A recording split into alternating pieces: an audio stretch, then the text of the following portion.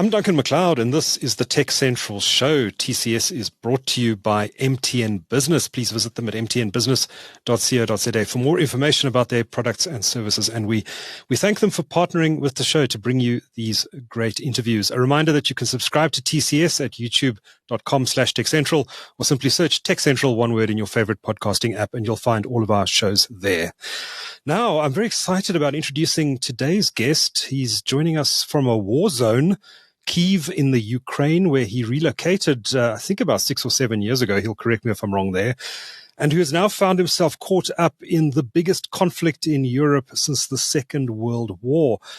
Ronnie Apteker, South African internet pioneer, filmmaker, and entrepreneur. I wish we could say we're doing this under better circumstances, Ronnie, but the reality is your life has been upended in the last 2.5 years. How are you? Thanks, Duncan, and thanks for having me on your show. I'm alive. That's a good start. The electricity just came back on a few moments ago, and there hasn't been an air raid siren since this morning. So let's hope that me and you can have a chat without me having to head to the bomb shelter. If it's okay, I don't mean to be like a school teacher, but you mentioned the Ukraine. It's just Ukraine. Just Ukraine. It's just Ukraine. Okay. Where does the come from? I would be. The is probably one of the origins of this war. Okay. Because it's not an area, it's a country. Mm-hmm. And unfortunately, a lot of people in the world confuse the two, especially before the full-scale invasion. If Ukraine was ever mentioned, people would often say, oh, Russia. So, no, not Russia. Not Russia. Ukraine. Mm-hmm. It's a different, that's why there's a war. Yeah. It's a different country with a different language and a different culture and a different set of values, mm-hmm. clearly. But unfortunately, there is this full-scale invasion, and it's turned everybody's lives upside down in the last 2.5 years. In theory, the war began in 2014. Russia annexed Crimea, mm-hmm. but the world didn't really respond too much, and somehow Ukrainians kind of just accepted that, and life went on. Like it was kind of contained to, part of the country, more the east, and of course Crimea got annexed. But then in February 2022, on the 24th, when I was sleeping at 5 a.m, bombs fell out of the sky all over the country, and the building was shaking. This is where I'm sitting now, shaking. Mm. And to say that we in our pants was like an understatement. Mm. I've been through some trauma in life, but this is a whole other kind of trauma. And it's very sad, Duncan. It's very sad. Ukraine was no threat to anyone. Mm. They were growing at quite a pace. Everyone who came to Kyiv said that this city was on track to be the hotspot of Europe within a few years. They kept calling it the next Berlin. And I know that your media company is called TechCentral. Mm-hmm. This is TechCentral. Mm-hmm. And Kyiv and Ukraine are the tech hub of Europe, And a lot of people wouldn't know anything about that, but they are. And so much is built here. So many apps that we use come from Ukraine. Yeah. You just don't know they came from Ukraine. They were built in Ukraine. There's an incredible tech talent base in Kyiv, isn't there? All over the country. It were, my understanding is like Ukraine was like the brains trust of the Soviet Union. And when people ask what the war's about, like Russia's the jealous ex-boyfriend and they want the girlfriend back. Mm-hmm. But the girlfriend has developed with all the problems of corruption and bureaucracy and Soviet legacy mentality. The country's got lots of problems. Mm. I come from SA. I mean, about load shedding. I should be well prepared for the load shedding. What I'm not well prepared for is load shedding and missile strikes at the same time. At least we don't have those here. But yeah. Well, Duncan, I assume we can talk openly. Of course. I love South Africa. I've met many soulful people there, people like you, and South Africa has given me everything. Got friends and family there. I mean, less and less. One is we're getting older. People pass on. But two, a lot of people, as you know, leave South Africa, which is sad and worrying. You know, there's that term, the brain drain. And now there's that here as well because of the war. So many people have lost their homes, left the country, been displaced.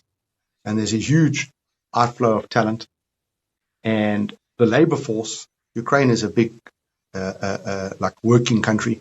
People make things here, you know, manufacturing and heavy industry. If I'm not mistaken, Ukraine is the biggest steel, iron ore producer in Europe. It's the fourth largest food producer in the world. You know, if you're wondering why food prices keep going up and up and up, a lot of it has to do with the war here. You know, I know that Ukraine, you know, a lot of people will say, oh, those are opinions. They also are facts. You look on Google, I think Google facts are pretty good, you know, quick facts. But I think Ukraine is responsible for 70%, for example, of Egypt's food supply.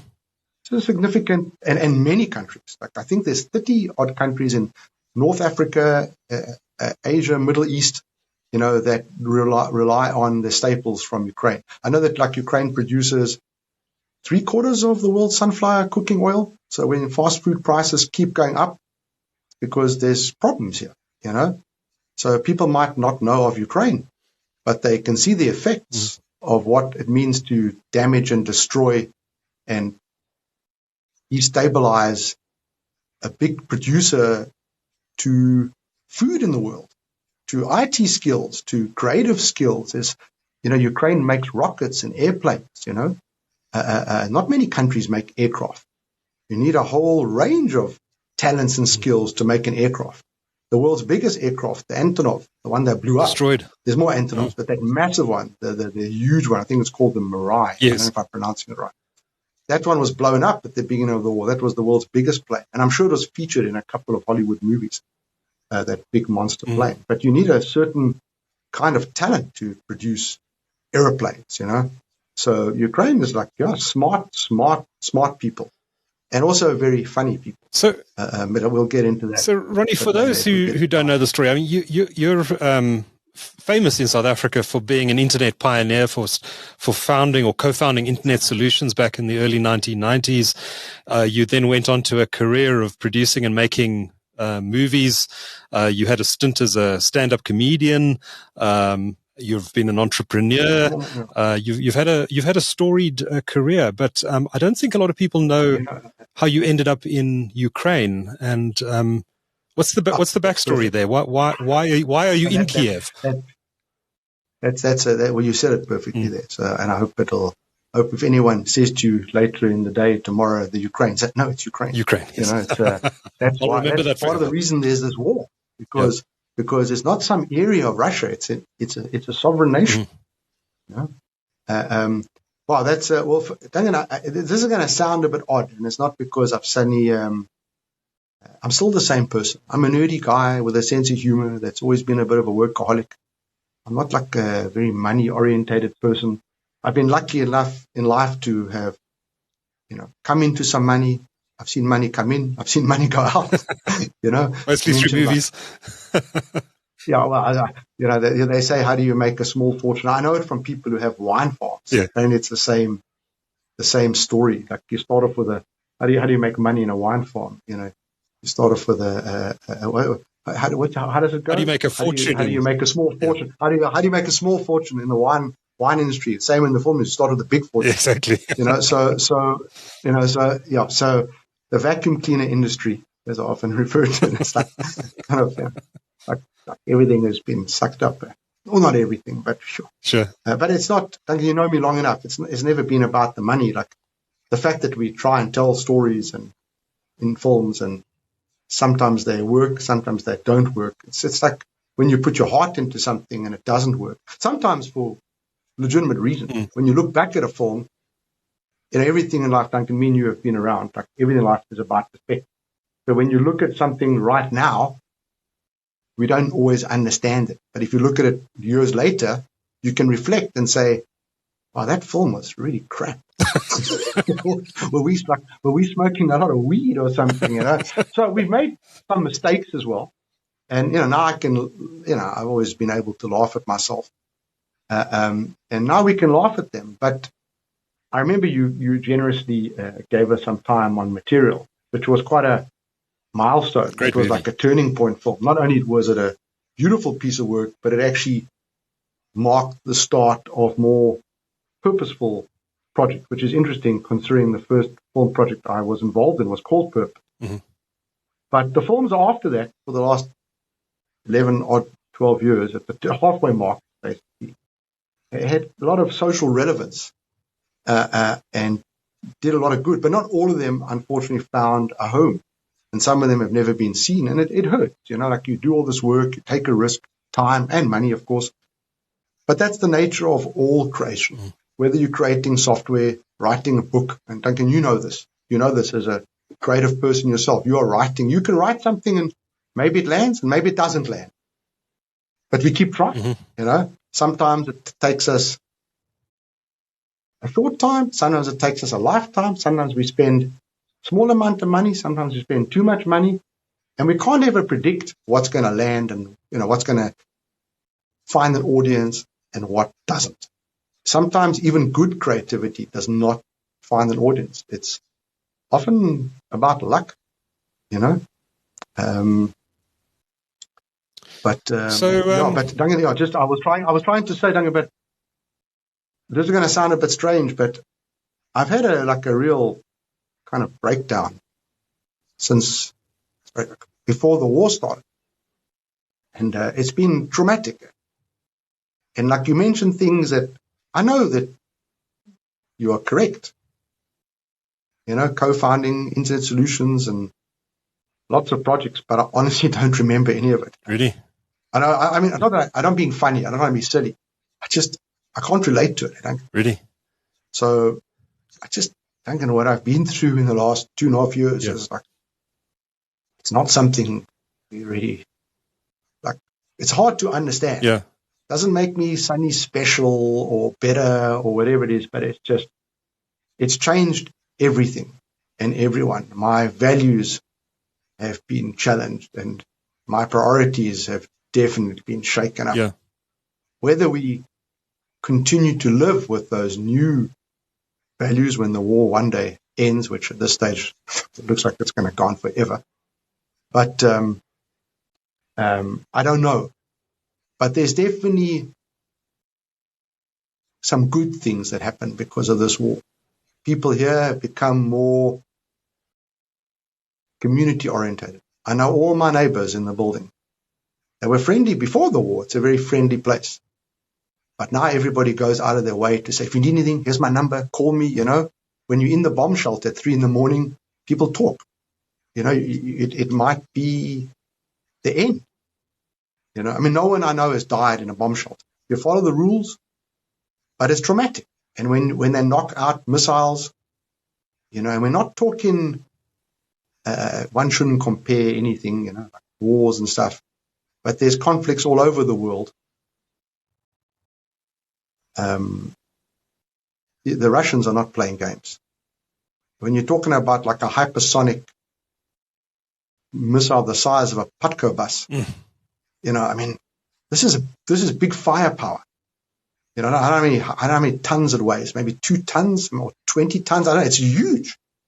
When that thing gets knocked out of the sky above the city, when they are able to intercept it, some of the missiles get through. Like 2 weeks ago when they hit the 2 hospitals, I think 30 missiles and I don't know how many drones were sent to Kyiv that Monday, and 4 got through and did a lot of damage. They're damaging the electrical infrastructure. The question is, if they keep attacking the infrastructure, will there be no electricity? I don't know. And can a country function? Again, coming from South Africa, these are questions we've all asked ourselves. So it should be not unfamiliar terrain to me.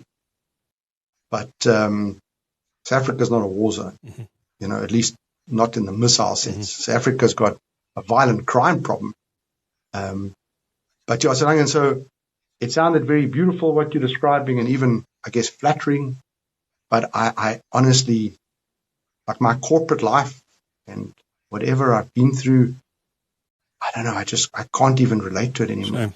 Just because of this life-changing craziness. And I'm just to be, grounded. I'm not saying I'm a better person. Sure. Same person. Yeah. But I've been shaken up to the point where just nothing seems the same. But I'm the same guy. I still have my sense of humor. Yeah. I still work too much. I still stress too much. Is leaving an option? I believe.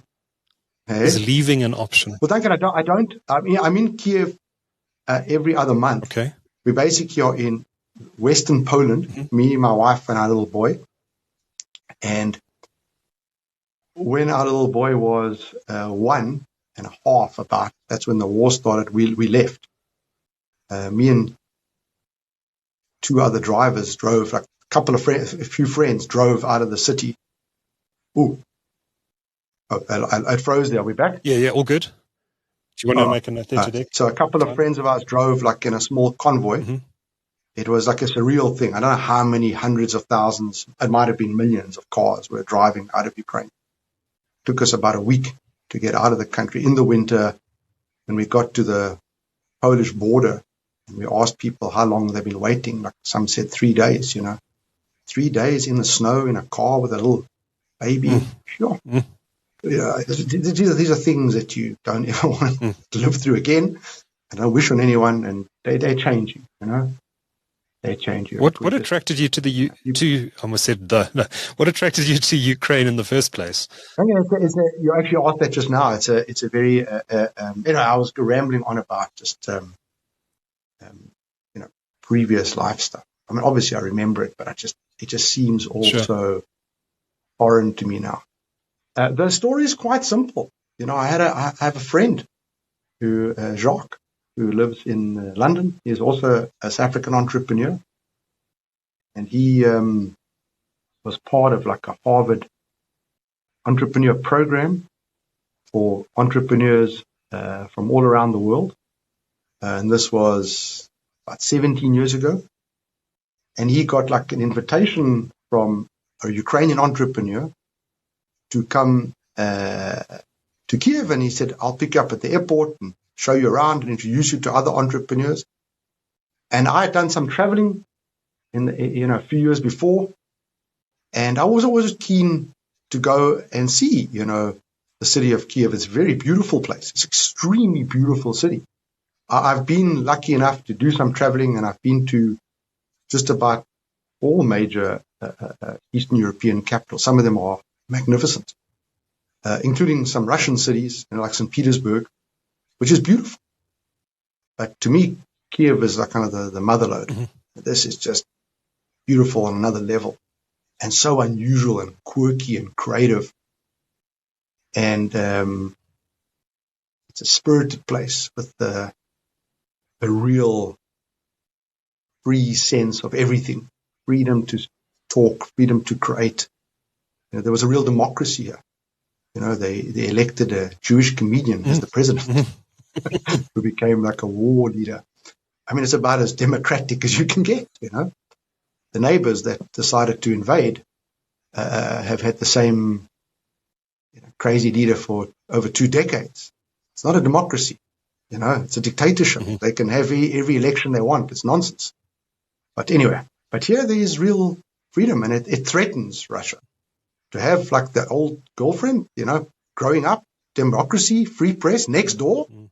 It's a very dangerous kind of example to the Russian citizens. It threatened the Kremlin to have all these free thinkers next door. Weren't they just a part of us?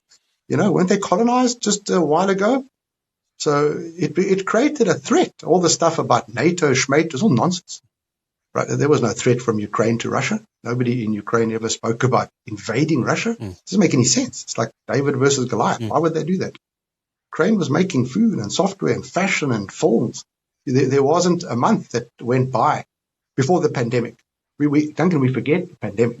Here they don't forget the pandemic. I was at a meeting at a conference on Wednesday, and somebody said, pandemic? Oh, those were good days. Bring them back. Good times. You know, all you need is a few rockets up your tuchus, and you go, geez, pandemic. Wow, that's some best times. Good old days. You know, it's all about perspective, Yeah. You know, geez, bring back the pandemic. You know, those were much more peaceful times. You know, so my friend got this invitation, and I was already keen to go, and it was just like a no-brainer. You know, we didn't need visas. We both had foreign passports. You know, I'm of a group of South Africans that was first-generation South African. My parents were foreigners. So I was born in Cape Town. I have a South African passport, and I have a European passport. And same with my friend. He was born in SA, and his parents were foreigners. So we didn't need visas. Ukraine, you don't need a visa to come here on most passports, not American, not European. South Africa, interestingly, you do need a visa. It's not hard to get it from Pretoria, but every time I had South African guests here, they needed to get the visa. So we came here, and like we were just amazed. We were amazed at the creative spirit. We were amazed at the eating. The eating. I mean, you can't see below here, but put on a couple of kilos. No, I mean, I'm kind of the same, but I definitely put on a couple of kilos. I remember I remember when we were chatting long ago, Ronnie, when you actually were trying to encourage me to go over there to have a look at Kyiv and Ukraine, and you were waxing lyrical about it. I encourage everyone. But I remember, I've probably hosted. I'm going to get you into trouble here, especially if your wife is watching this, but I remember how you used to rave about the women in Ukraine. Well, look, South Africa's also got a lot of beautiful women, but there's a lot of beautiful women in Ukraine too. Yeah. But in South Africa, there's like beautiful people as well. Same here. There's a lot of handsome men. You know, no one talks about the men. There's a lot of handsome. I know for some reason the stereotype is not that at all. Yeah.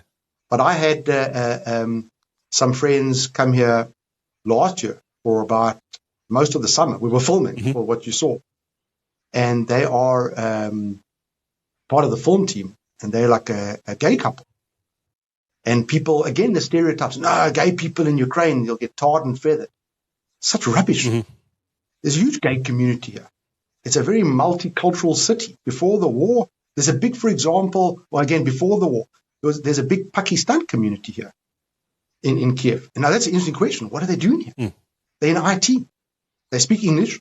They had a lot of customer-facing roles because the Eastern European culture is maybe a bit more shy, you know, less kind of customer engaging or customer facing.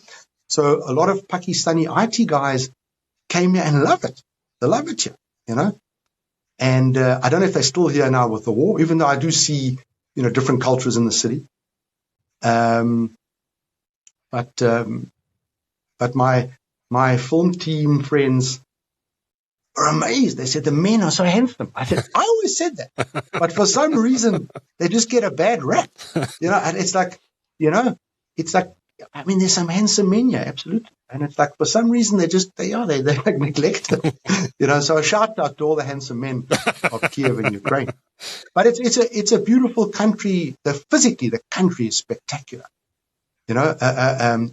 It's hard to compete against Africa. South Africa has to be like one of, if not the most beautiful land in the world. And I can't say I know South Africa like extensively, but from what I know about the Garden Route, the Midlands, you know, and there's more to it, the Drakensberg, parts of Johannesburg, you know. Will you ever come back? You know, that's a good question. That's a good question. So we did come back for a part of the war because we didn't know where to go. Right. And my wife was lucky enough to have a visa because we were actually coming to my brother's wedding, which we couldn't get to because if you remember, at that time, there was that last spike in the pandemic madness, the Omicron, I think it was called. And then for a couple of weeks, all the flights got cancelled, so we couldn't get out. It was just a bit nuts. And we had a baby, and then the fear is if we got out somehow, we couldn't get back, you know. And then like my mother-in-law would be stuck looking after our toddler for months. So it was a mad time again. That pandemic was mad, you know. But my wife had the visa, so She had like a multiple entry visa because we actually thought we would come back a few times that year, in 2022 to visit and maybe a holiday. And then we landed up coming back, because of the war. And we had a lot of problems with visas because our son entered on his European passport. He's got Ukrainian passport and European passport. And he could only stay for 90 days under the law. And we just couldn't get an extension. And Duncan, you know me, I'm not like a lazy guy. And I'm not scared to write letters and call. And I'm always polite and professional. And I'm not the smartest guy, but I'm not an idiot. Did everything by the book. We couldn't get a visa. And it wasn't so easy to stay in South Africa. But then we wanted to get back to Europe because my wife was missing her family, and I wanted to get back to Kyiv. And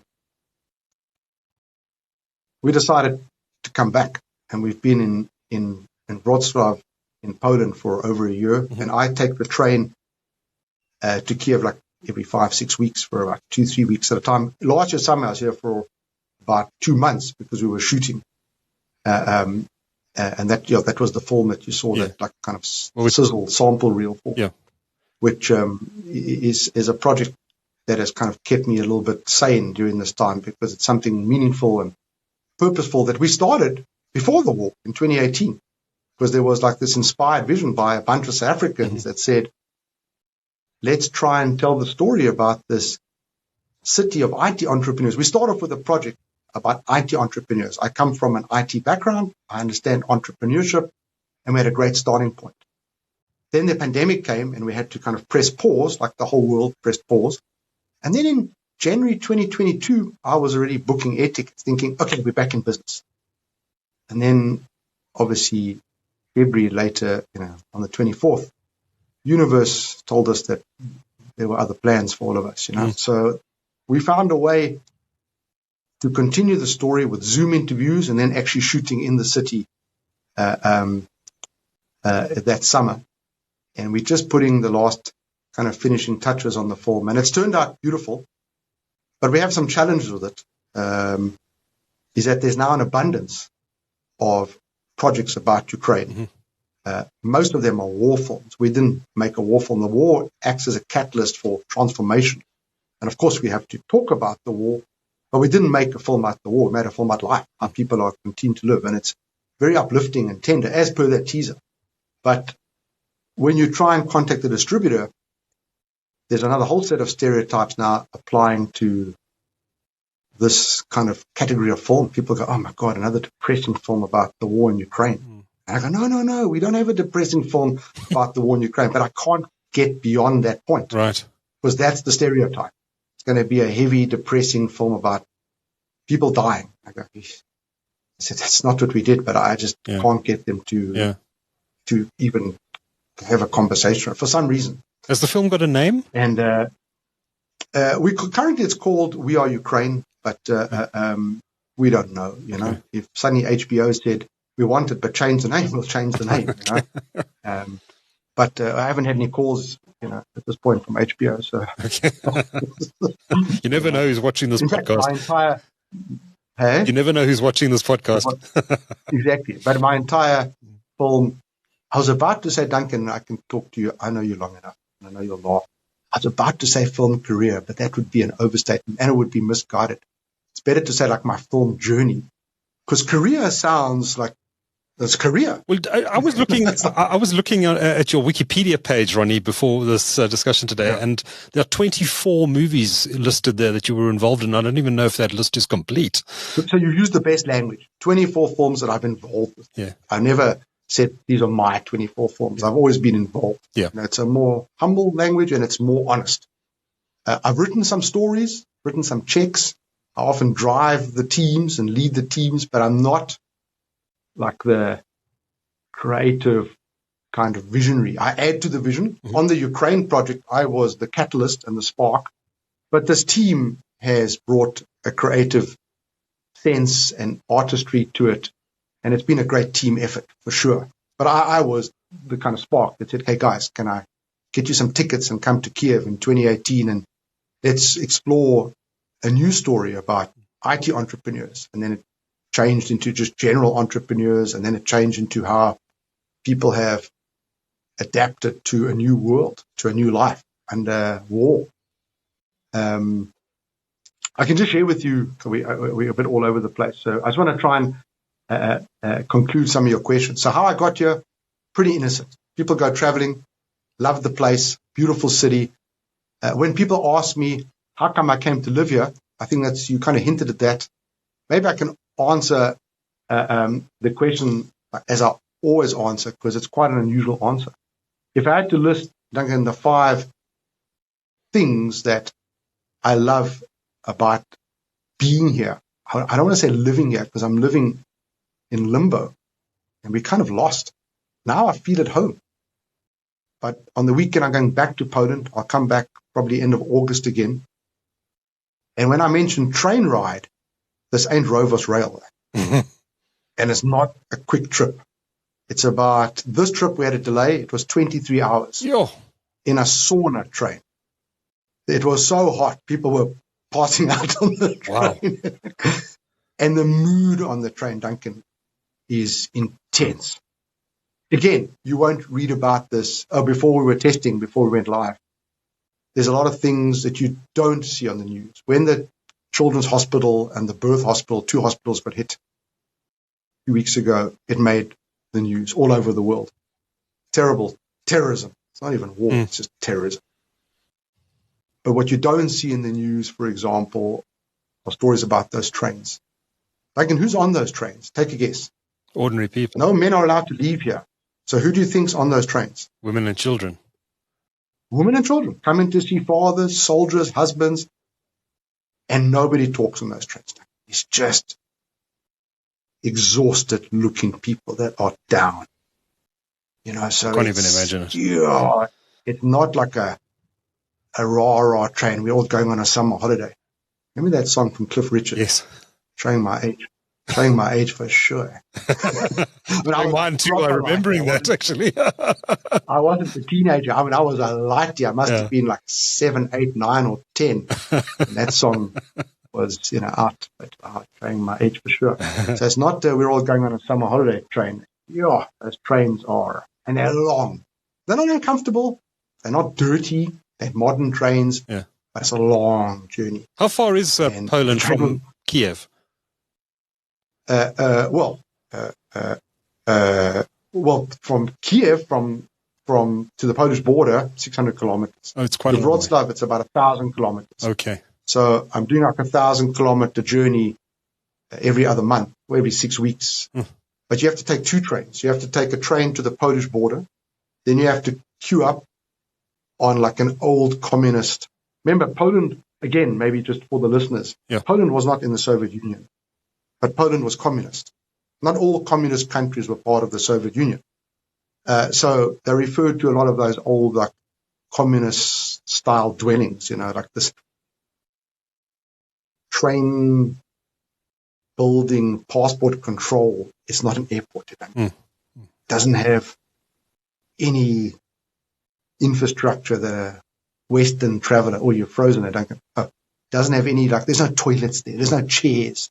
And there's men and women, and you have to stand there for 3-4 hours. I've stood there when it snowed.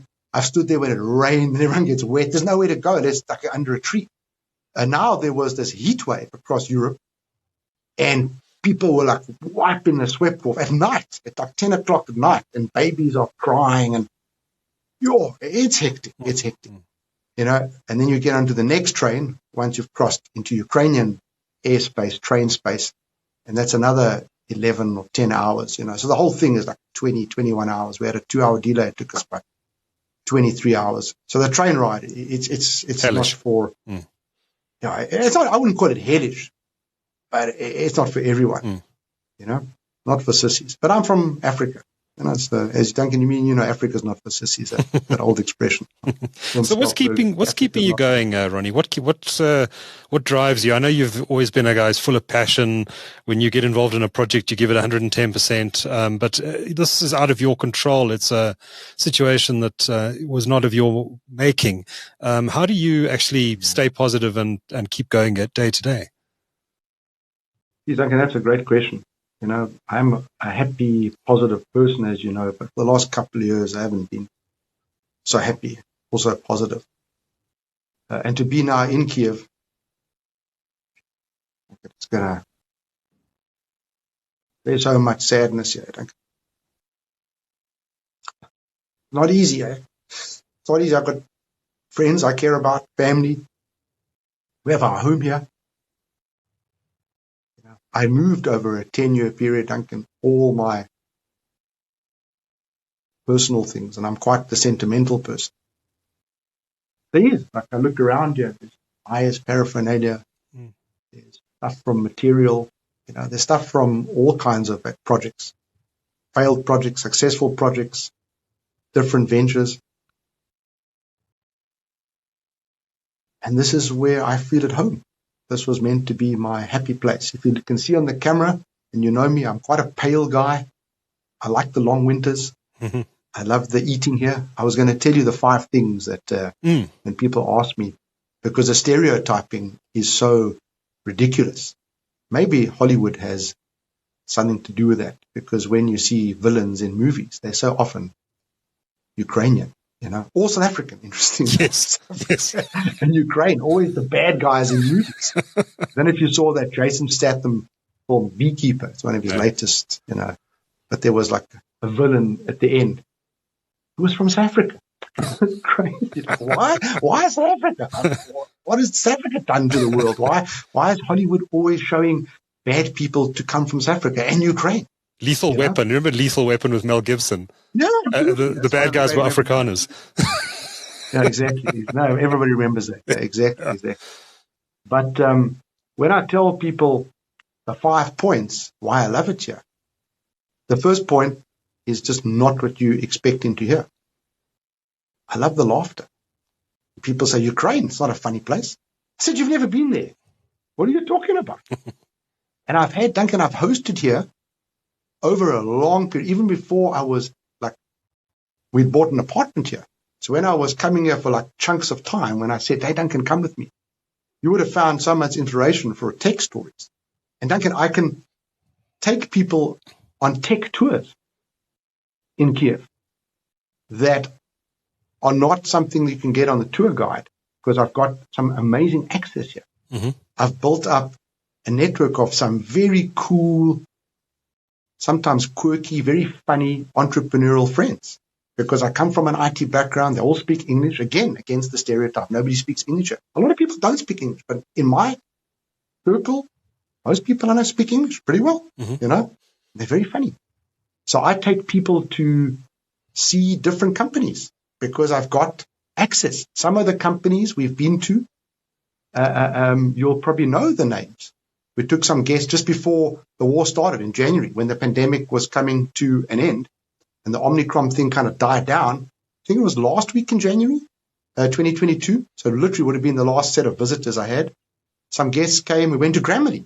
Everybody knows Grammarly. It's Ukrainian business. Quite funny, a business around language coming from a foreign country. I didn't know that. English country. No, Grammarly. I'll tell you what you might know that is of Ukrainian origin and things that have been built in Ukraine. So like Ring.com was built here. It's all, I don't know if it's Ukrainian owned. It could be like American owned, but it's all from Ukraine. Okay. Everyone knows Redl, Spark, Clean My Mac. Yes. This huge business called Ajax, or as they say, Ajax.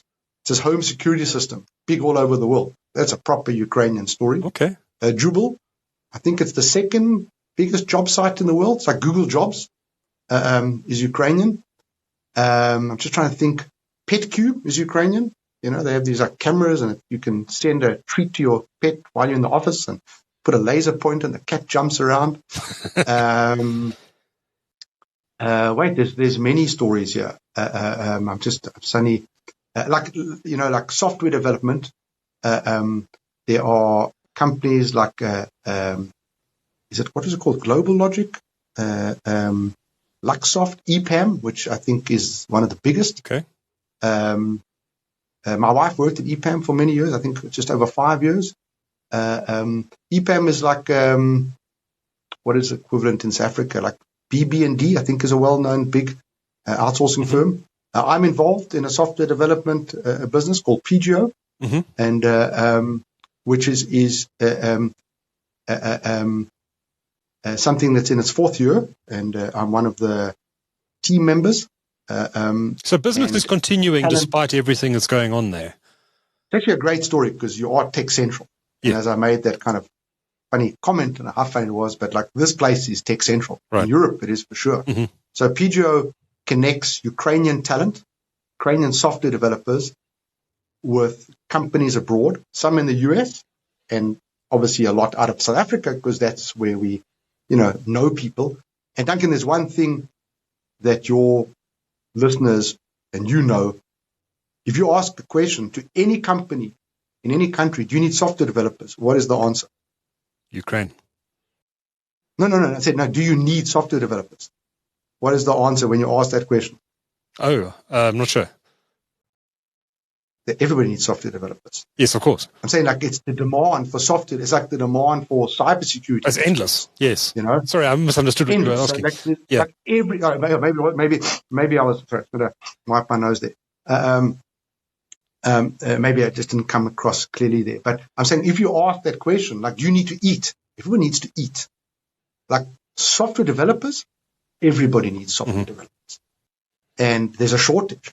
And Ukraine is the second biggest software developing outsourcer after India. If you go to Google, and you can do this now, so it's not my opinion, it's like a fact, and type top 10 software outsourcing countries, India is number 1, and number 2 is Ukraine. But people don't know that, Just for some perspective, India is 6 times the size of the action, So India is a lot bigger. But over the years, when I'd met a lot of foreigners here, and that wasn't me having guests here, that was just meeting foreigners here in IT companies through mutual friends, they often would talk about they've changed their software partners from one country to come to Ukraine. And their reasons were always very interesting because Ukraine was a bit more expensive than India. I think it's maybe 20% more. But they were prepared to pay that premium to come to Ukraine over another outsourcing destination. And some of the reasons were really fascinating. One of the reasons is culturally, they like the fact that the Eastern European culture is very straightforward. So if your software is rubbish, often a Ukrainian guy, it could do with a little bit of finesse and some softness. But they say, Duncan, your software is really bad. Thanks. It's pretty direct, whereas they said in other countries, sometimes, we never get told that. Everything was always good. Right. So Ukrainians are quite straightforward, and they like that. Yeah. They like the fact that I think in Ukraine, the software IT degree is 5 years versus a 3-year degree in India. So there was a higher quality of skill here. I could be wrong, but that's my understanding. Okay. And then there's cultural reasons. For an American or a European person to come to Kyiv or Odessa or Lviv or Dnipro, it didn't feel that foreign to them. They'd stay at a Radisson or the Hilton, they'd eat a burger, have sushi. Yeah. The culture felt very westernized, and people felt right at home here. Okay. But I'll tell you the reasons, so laughter was one of the big reasons, that people just are funny here. People say, well, they're not funny. Like I said, you've never been there. Second reason is, the city is beautiful. It's like a postcard wherever you turn. It's not a perfect city. A lot of it is old. Do you know how old the city is? I don't. Just take a guess. 1,000 years? No, close. I think it's 1,600 years. Okay. There's the city that the Vikings discovered. The Kyiv and Rus. The Vikings discovered this place. From what if I remember what I've been taught correctly. So it's beautiful. The eating, and I don't just mean Ukrainian food. The burgers here. You'd think you're in LA or something. Really? Wow. the burgers, the Italian food. When this war eventually ends, I'm going to have to come over there and have a burger with you, Ronnie. Well, if you came in the war zone, you during the war, Duncan, you would have enough stories to tell, on your media platform. You've put me off that train journey. You'd get by. It's not the end of the world. You're online on the train. You can do your stuff. I just wouldn't do it in the summer. The summer, in the winter, it's more cozy. Okay. Yeah, it's hot on the train. Do you do you stay in contact with any of the guys from the old days? We had David Frankel on our show, TCS Legends, a few months ago. Do you still chat to David? What about some of the other guys?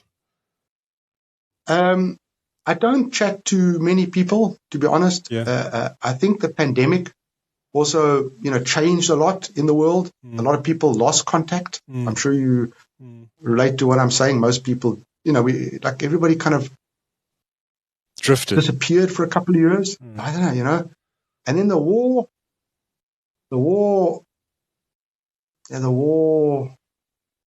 I don't know much about Charlie Munger, but something popped up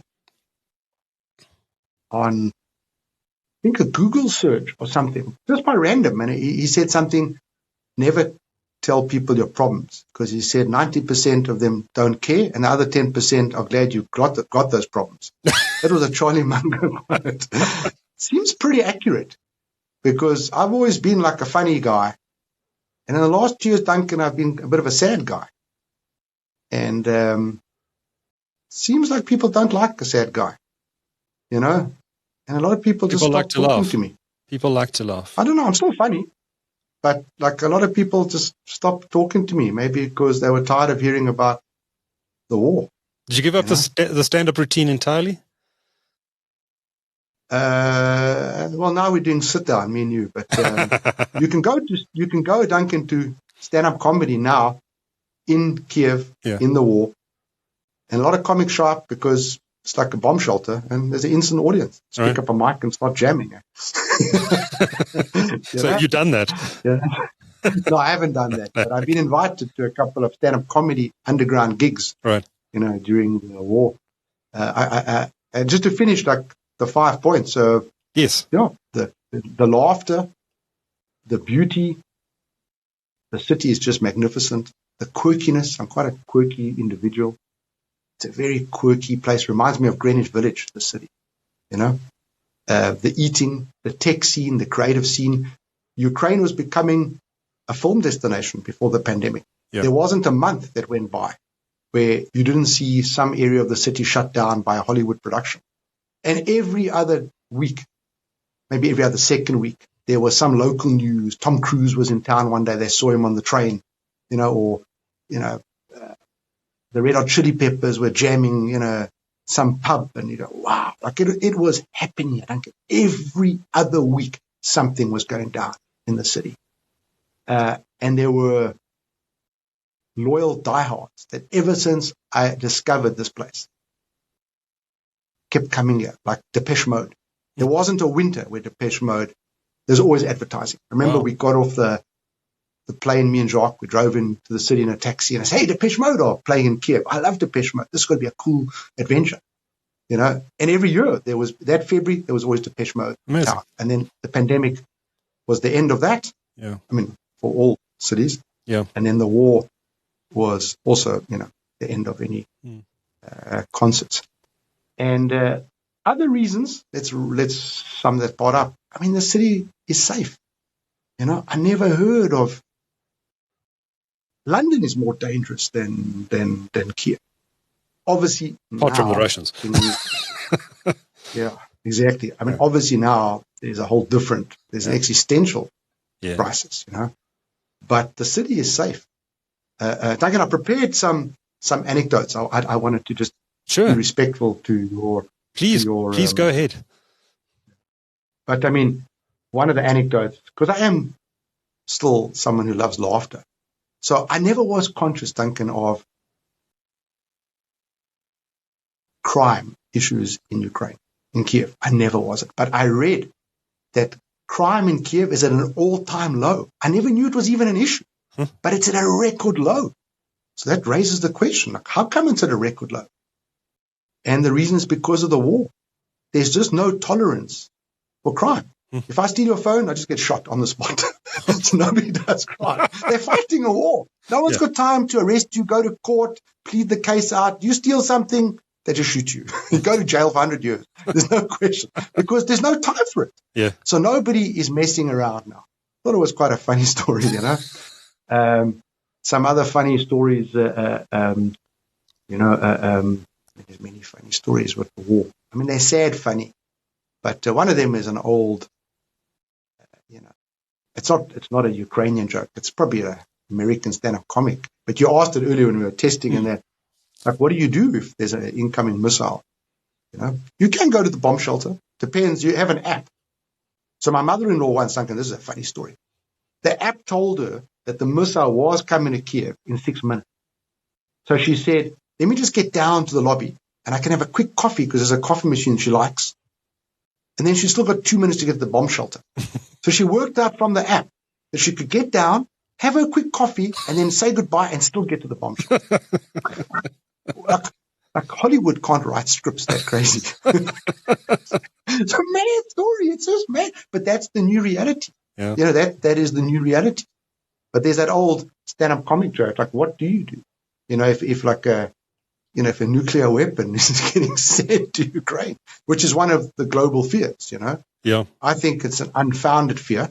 Yeah. That's my opinion, not a fact. I don't believe the Russians would ever do that, because that would be the end of the Russians. I think so. I think it will be the end of the world if we go into a nuclear war. I don't know. So, and people who know Russians say they are too cowardly to do that. I don't know if that's.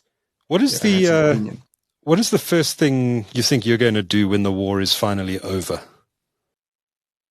I don't know. Dance for 24 hours. Is that cliched? Sorry, say that again? Is that a cliche? Like, we'll dance in the streets for 24 hours? Yeah. You know, some people say the war will never be over. Ukraine and Israel. Ukraine is like the next Israel. Right. Now that the threat is real, it'll never go away. You know, the war could stop tomorrow and come back in a year. You know, it's not a Putin problem. It's a regime problem. If Putin died tomorrow, again, this is an opinion. Sure. It's an opinion that I buy into, you know. But they say if Putin dies tomorrow, some other crazy person will take his place, you know, or her place. And it doesn't have to be a man, you know. Yeah. But if you watch some of these Russian propagandists on their television channels, that they're often on Twitter and that, it's like a crazy ideology, you know. What is the view in Ukraine, and what's your view of what's happening in America now with Trump and a possible second Trump presidency? Would that be is the view in Ukraine that would be a disaster? That's a question that affects the whole world, because every person on the planet, whether they are conscious of it or not, has a relationship with America through movies, fast food, fashion, iPhones, technology. We don't have relationships with Argentina or Uganda or New Zealand, but everyone is connected to America. America, what do they say? If America gets the flu, we all get a cold or something like that, you know? So America's well-being has a huge ripple effect on the world. And of course, in Ukraine, who leads America is of significance, because if the next president throws Ukraine under the bus, I mean, that's just going to be a tragedy, you know? And it's already a tragedy. So, you know, if it gets worse, if Ukraine is abandoned, it's of great concern here. On the train ride in last week, we were online the whole time. Nobody slept on that train. I hardly sleep I don't just sleep on the train really, but there's a reason why everyone was awake on that train. You know what happened last week, Monday? They announced in America, J.D. Vance as the vice president. Yes. And it was on everybody's phones on the train.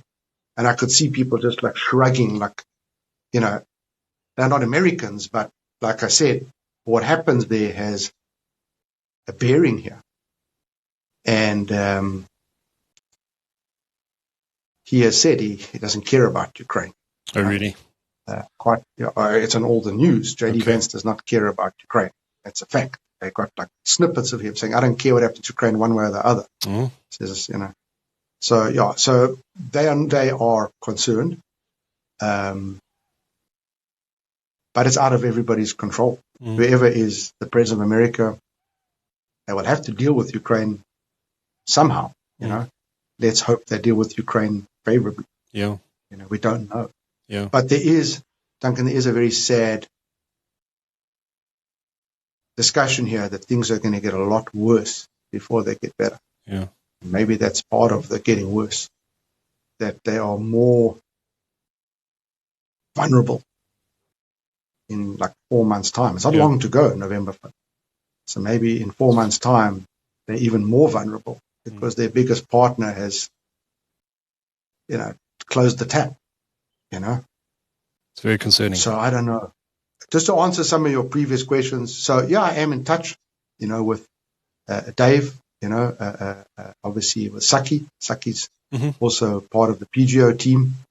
And I'm now in touch with some new South Africans that run the PGO team, Dimitri and Nick, you know, very, very good, humble young guys that have been to Kyiv in the second year of the pandemic. My role then was to introduce them to some really cool and solid, like, programming houses here.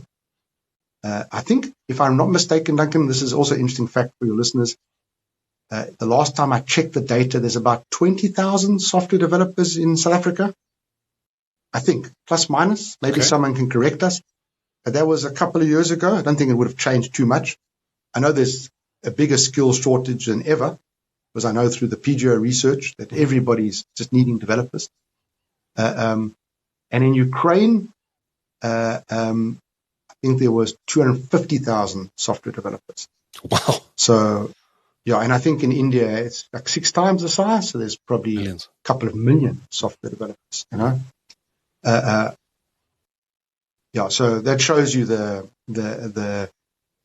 kind of the significance of the brains trust here. Yeah. Yeah, so I am in touch with, you know, a few folk from your brother, is he do you He's been to Kyiv many times. Is he still in South Africa? He's still in South Africa, yeah. Okay. He's been to Kyiv many times. One of my best memories with him was, as you know, Doug, I'm not a sporty person, but him and his older son, Jude, who's a lovely guy. He's now an adult. He's 22, 23. They came here they're both Liverpool freaks. They came here for when Liverpool played Real Madrid. Oh, yeah. What's it called? I think it's called Champions League. Not Euro Cup. Champions League. I'm not a sporty guy. Me neither, and I've never been to a football match, yet alone like a big ass football match, like a major final with, like, I think there was 70 or 80,000 people in the stadium. It was capacity, and I've never seen the city like that. And my brother, who's been to many events, said he's never seen an event like that. Wow. One of the things that is unusual about the cities at the stadium is it's smack in the city centre. Remember, for the South African World Cup, you had to take a bus to get to the main stadium, and here you just walk to the city. You know, that's smack in the city. And because of that, they had closed all the streets down and made like a Mardi Gras. There was never a story or an incident about a mugging.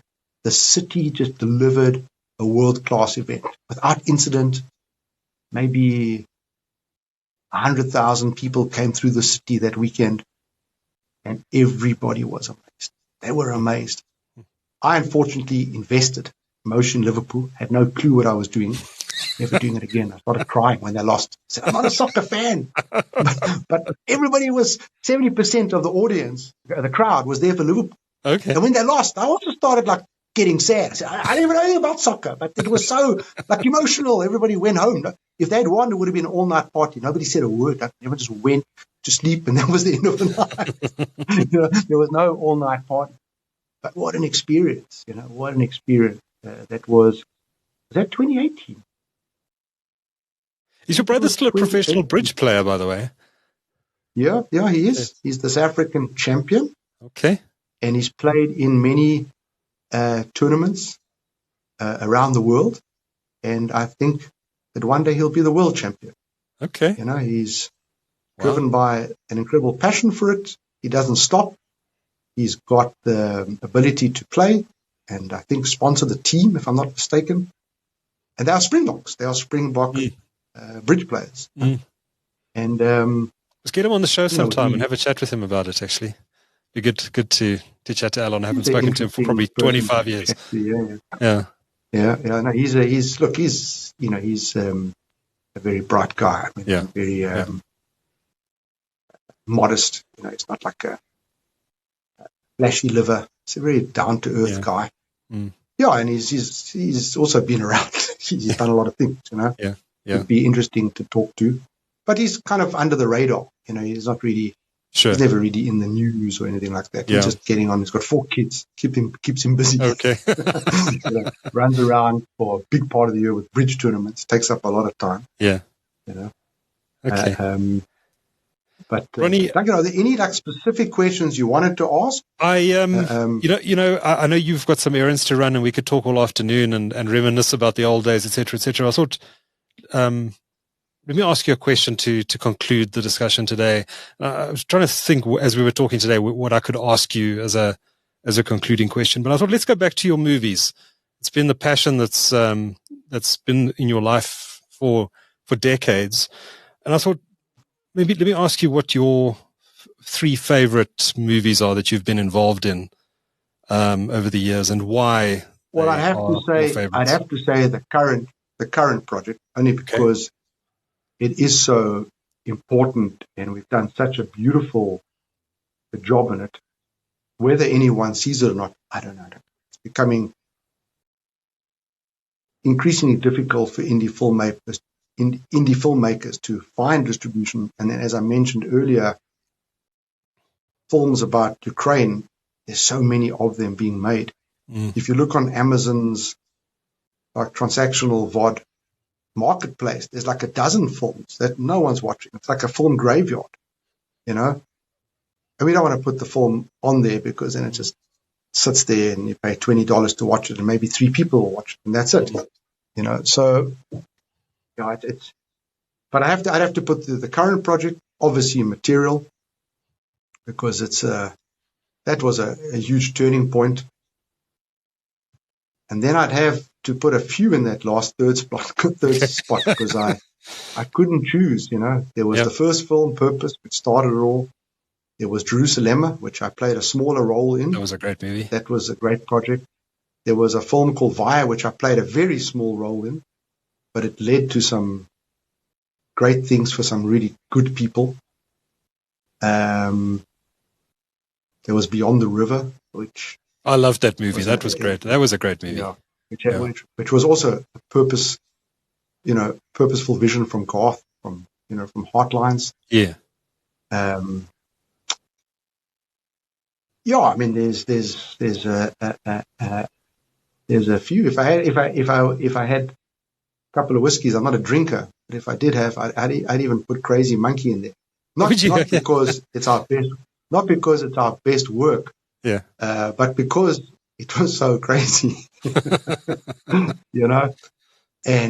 that was just a detour into fun and craziness. Yeah. There was no great purpose to it. Since Material, we've been trying to find projects that have some social relevance, Yes.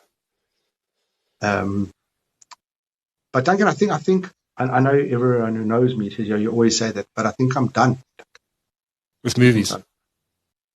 Yeah. Okay. I'm done with a lot of things because of what's happened. Yeah. I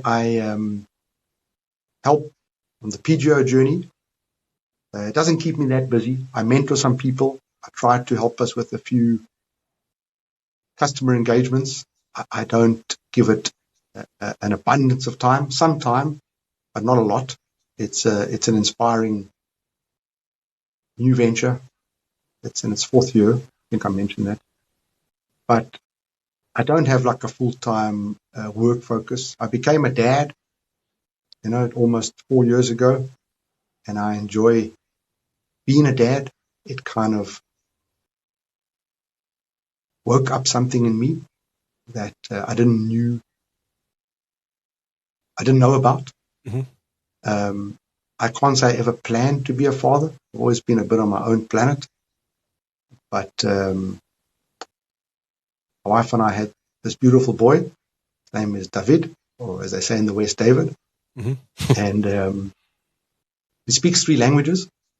Speaks fluent English, fluent Ukrainian, and he speaks Polish. He's in a Polish kindergarten. We don't know what he's talking about after school.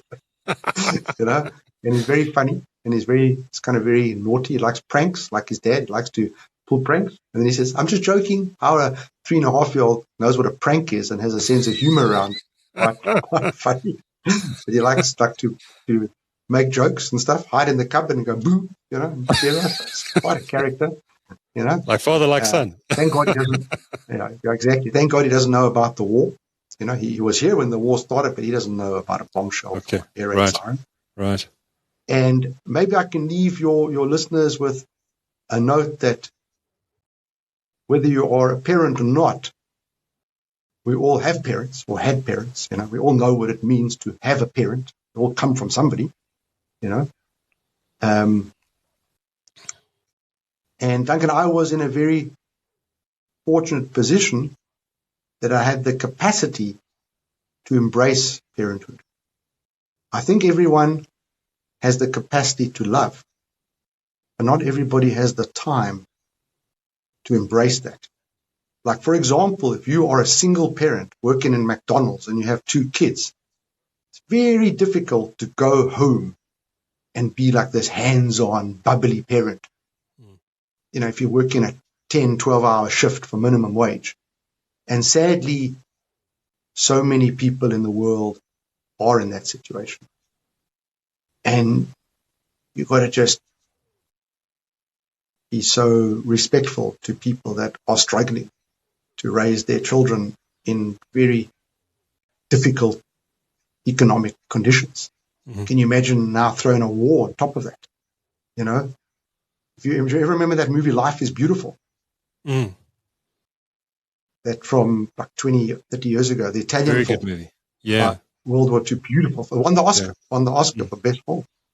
What was his name? Roberto Benigni, if I remember. Beautiful film. Forget. People are doing that here, Duncan, every day.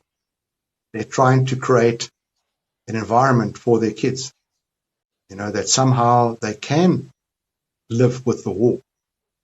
So I was in a very privileged position that I had the capacity, the time to embrace parenthood. And I don't know where this love came from. It's like a love machine switched on inside. And I love seeing my boy. And when I go back at the end of the week, see my wife, I'm excited to see her. But when that little boy sees me, like I'm like God to him, and my wife, like we are his gods, and I can't wait to see him again, so, but I'm lucky that I'm a work from home dad, and I'm a hands-on dad, even though I come to Kyiv, but I'll be back in a week, and I'm with him every day. I fetch him from school. We go to the park together every day for 2-3 hours, and we play with other kids. Don't know what he's talking about in Polish, I mean, I know some words by now, but you can ramble off in Polish. He can teach you all the swear words. I don't know about swear words. But yeah, exactly. But I'm not like working a 12-hour shift for minimum wage, and I'm able to embrace that beauty and that challenge and that exhaustion of being a parent. It's not all fun and games. We also so tired all the time. Yeah. But we have the ability to love and nurture. Of course, there's no guarantee he's going to be a champion. Could be a total disaster. We don't know. I know from living, for over 50 years that, I've got friends that have grown-up kids, and my parents have got friends that have kids, and sometimes you can do everything right, and your kid becomes a drug addict or a criminal or something. Even if you do everything right, your kid can still go off in a bad direction, and you can suddenly go grey overnight and never sleep again if you're a caring parent. So there's no guarantee that we do everything right, that our kid turns out to be, a contributing member to society. But we're certainly wanting to do a good job so that he, like if he became a doctor, we would be thrilled. Because Duncan, you've probably seen as much as I've seen. Both of us have been around the block. And we are living in a very selfish world, where people admire influencers more than they admire doctors. There's something messed up about that. Maybe I shouldn't be judging, but I would say the world needs more doctors and teachers and writers and poets and chefs than they need social media gurus. And that's just my, that's my opinion. Maybe I'm wrong. Maybe I'm wrong.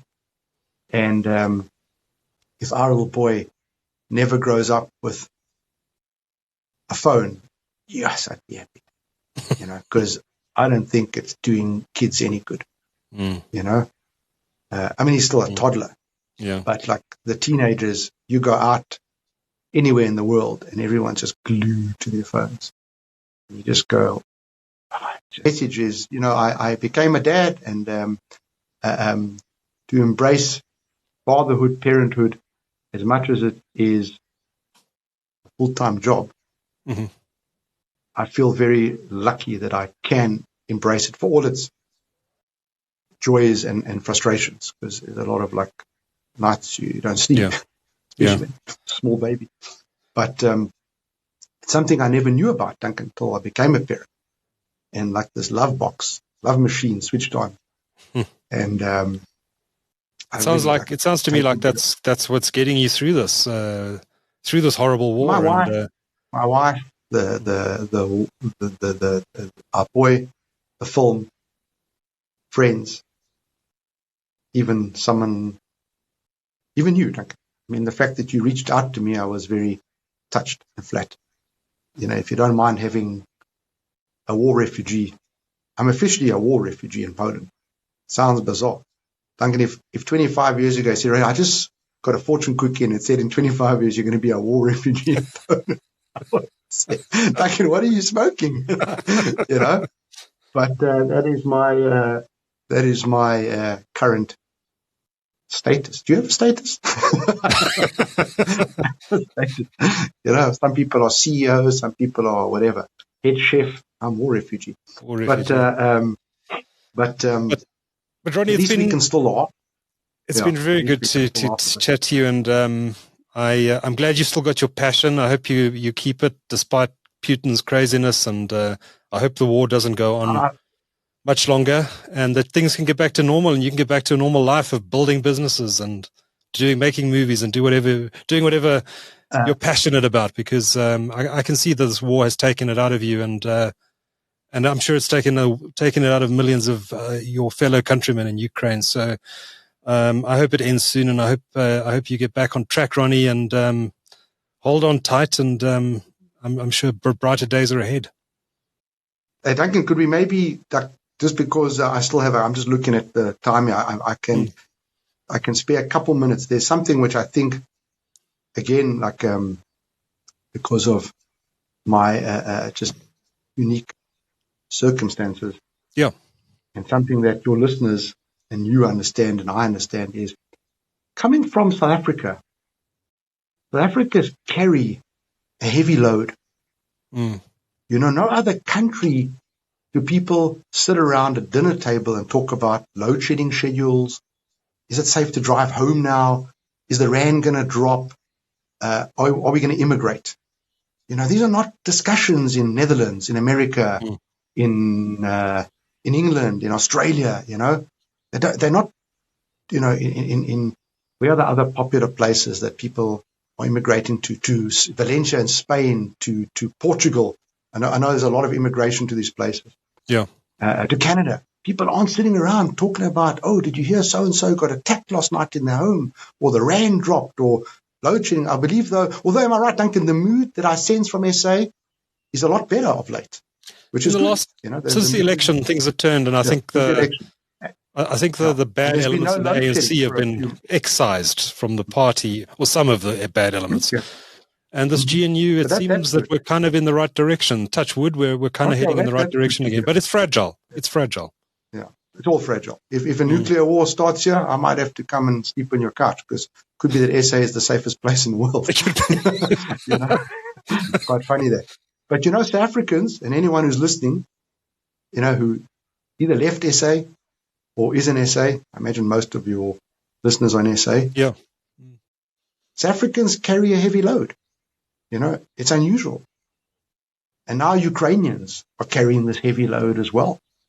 Because to wake up and wonder if there's going to be a missile strike, it's just, it's crazy. Now there's load shedding, the currency's dropping, all the things, We don't have a violent crime problem, but we have an incoming missile problem,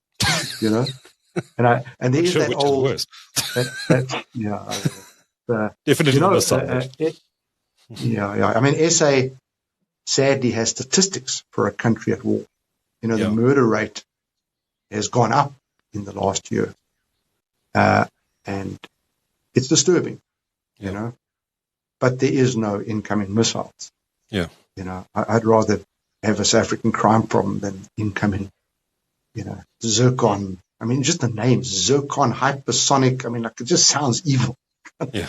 I don't need the zircon or the Kinjal missile. I mean, what the names? It's just the names. And everyone's a missile expert here. The size of the missile, it's like a standing joke. Last Monday, what was that one meme? The whole world was a cybersecurity expert, and now we're all an American presidential expert. Now everybody's got an opinion on them. Yeah. But I still didn't finish that joke. It's not my joke. But there is a joke like what do you do if there is an incoming big missile coming to Kyiv or anywhere in Ukraine? And there was that old anecdote from America that says you have to find a very big, thick steel desk. You get under that desk and you pull your knees up really tight to your chest, and you take a deep breath and you stick your head between your legs and you kiss your ass goodbye. What else? If they send a nuclear weapon here, I don't even know a bombshell is going to cut it. So you got to kiss your ass goodbye. So So Ronnie, it's probably a good place to leave it. Thank you so much for chatting to our audience, chatting to me, chatting to the TechCentral audience today. It's been good to catch up, and I'm sure we'll meet again in person at some point in the coming years. And if the war ends, I will definitely make a plan to come over there and visit and check out this amazing city you're talking about. If you come in the war, I can guarantee you a very good rate at a hotel. Excellent. Okay. So you can stay with me, but I'm saying if you wanted your own spot, you can get like a whole presidential suite for like $50 a month. No, it's not true. It's not true. The hotels are actually still pretty busy. In Kyiv, a lot of foreign correspondents, a lot of international, like politician people here, peacekeepers, UN people, missionaries. There's a lot of people. There's a lot of English-speaking people in the city that are just here to help. Mm-hmm. Ronnie, thank you so much for your time, and thanks, stay safe, most importantly, and good luck with everything that's to come. Thanks. As they say here, Slava Ukraini, Slava Ukraini, sorry, and thanks. If I was a bit emotional, it was just not an easy. No, understood fully. Not an easy time. Ronnie, thank you so much for putting up with sad war refugee guy. Anytime, Ronnie. Anytime. Yeah, but thanks. All the best. And Take care. I'm sure we'll. Bye.